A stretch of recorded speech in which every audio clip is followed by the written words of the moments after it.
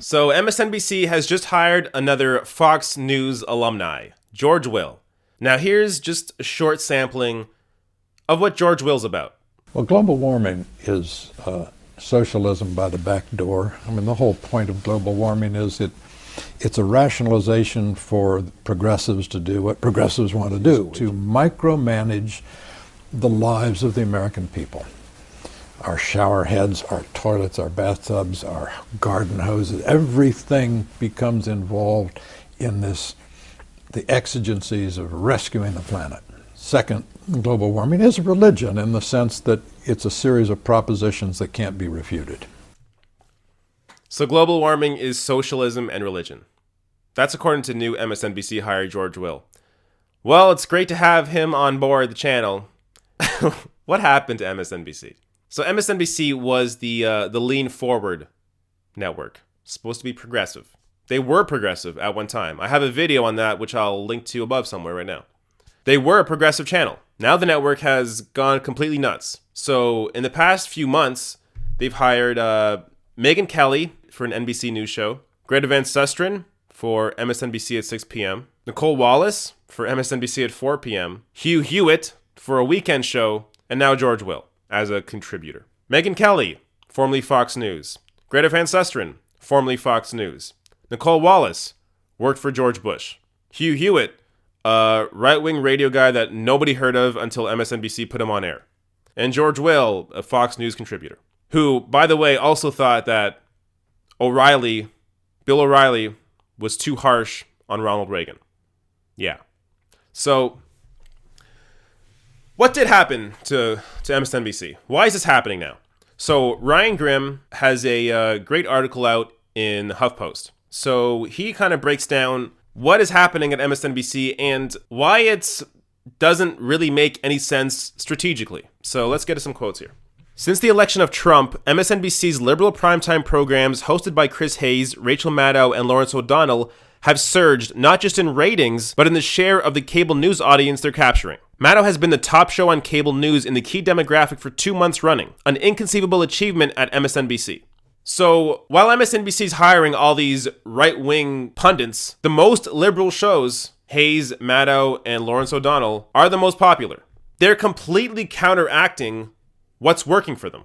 The guy running MSNBC, which I'm going to get into a bit more here, Andy Lack. So Andy Lack is the NBC News executive who oversees MSNBC, who took over in 2015. He's the one putting in all these right-wing dipshits, while the most liberal people on the network are getting the most viewers. Let's get to the next quote here.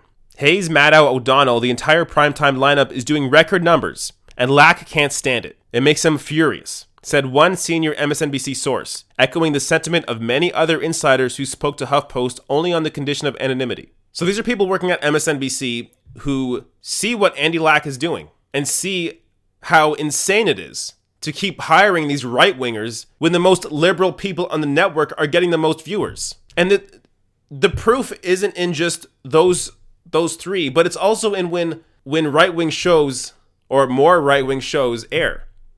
So check out this quote about Greta Van Susteren's show. Typically starting around noon and going until about 9 p.m., each cable news hour is more widely viewed than the one before. But Van Susteren actually loses audience from the hour before. Do you understand that? From noon on, every show gets more and more popular. People watch each hour more and more. But then you get to Greta Van Susteren's show, dips down in ratings, which actually ends up hurting the next show, which is Chris Matthews, but he catches up a bit. So 4 p.m. right now, this is before Nicole Wallace has her show at 4. So right now, 4 p.m., still up there.